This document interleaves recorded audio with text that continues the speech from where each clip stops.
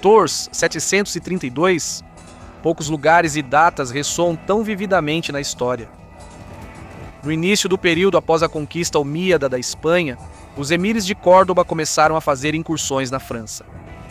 No entanto, os omíadas iriam enfrentar um inimigo duro e motivado, Carlos Martel, conhecido como o Martelo. Liderando seus guerreiros francos endurecidos pela batalha, Carlos Martel marcharia contra os invasores árabes, enfrentando-os na lendária Batalha de Tours. Esse confronto lançaria uma longa sombra na história, determinando os limites ocidentais das grandes conquistas muçulmanas e o destino da região que hoje chamamos de França.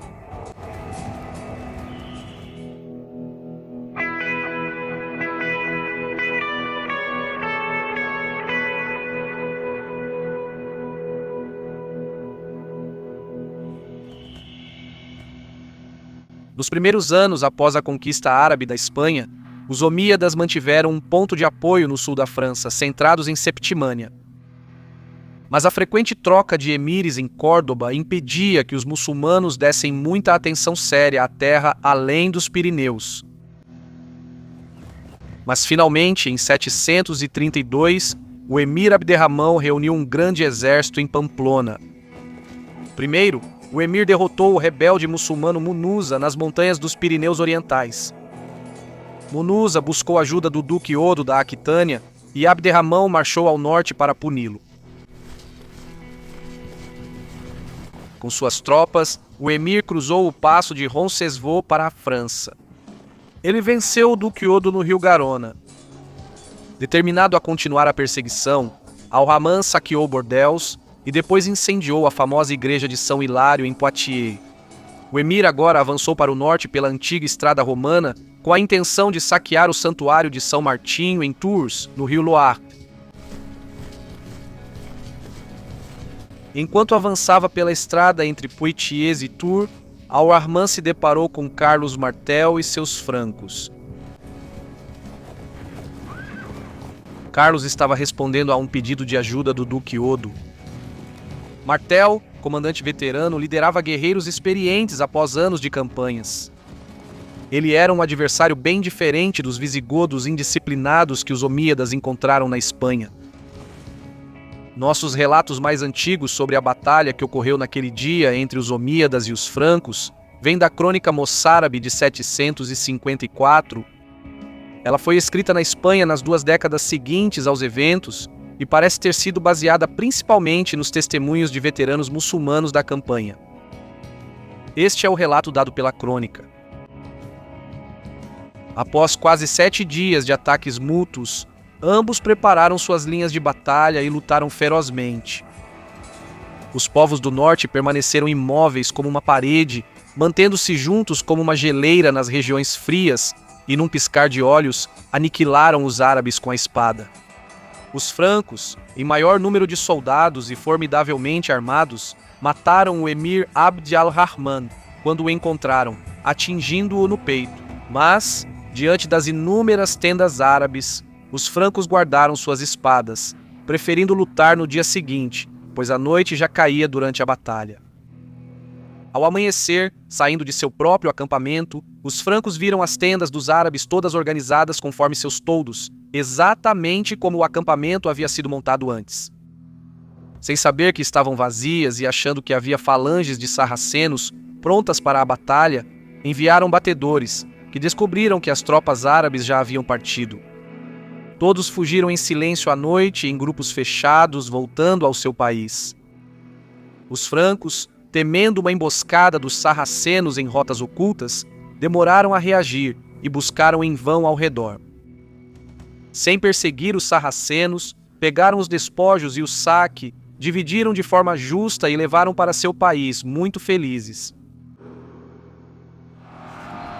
Esta é a breve descrição da batalha. Ela nos chega a partir do texto moçárabe preservado na obra de Alain Deleuze. Nossa fonte franca mais antiga, do continuador de Fredegar, é ainda mais sucinta. Aqui está esse trecho. O príncipe Carlos corajosamente posicionou suas tropas contra os árabes e, como guerreiro que atacou-os. Com a ajuda de Cristo, ele derrubou as tendas deles avançando para a batalha para destruí-los completamente. E quando ele prostrou e matou o emir deles, Abd al-Rahman, derrotou suas forças e assim triunfou, vitorioso sobre seus inimigos. Esses dois relatos antigos são breves, mas nos fornecem informações cruciais sobre a batalha. Fica claro que os francos não usavam muita cavalaria.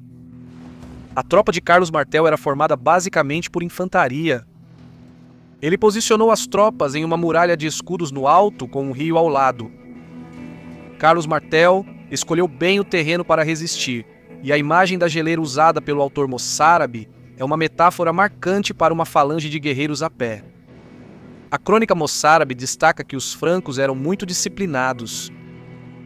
Por 7 dias, Carlos manteve sua posição, recusando-se a ser atraído para fora pelas escaramuças dos árabes. Por fim, quando Al-Rahman lançou sua cavalaria morro acima, os francos dizimaram as forças árabes. A disciplina dos francos se revela também em sua conduta após a batalha. A hesitação dos francos em perseguir os árabes derrotados não indica fraqueza, mas sim um exército disciplinado e experiente. Após um pequeno sucesso, uma força indisciplinada costuma se dispersar em busca de pilhagem e acaba emboscada por um destacamento oculto inimigo. Os homens de Martel evitaram esse tipo de imprudência. Só pela manhã, após ser confirmada a destruição do inimigo, Carlos permitiu que suas tropas saqueassem o acampamento muçulmano. Ambos os relatos também concordam que Al-Rahman foi morto durante a luta. Isso aponta para a dimensão da vitória dos francos. Essa foi uma derrota em grande escala e séria para os omíadas. Mesmo no século VIII, a vitória de Martel em Tours já era amplamente conhecida e celebrada. Poucos anos depois, na distante Nortúmbria, o venerável Beda já sabia da batalha e comentou que os sarracenos que devastaram a Gália foram punidos por sua perfídia. A Batalha de Tours há muito tempo é objeto de intenso estudo e discussão.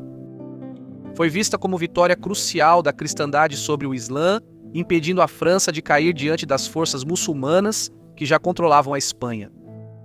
Por outro lado, alguns comentaristas disseram que o califado omíada atingiu um limite natural na Espanha e não tinha recursos para dominar a França. 2 anos depois, um exército muçulmano voltou a devastar o Vale do Ródano, capturando Arles e Avignon.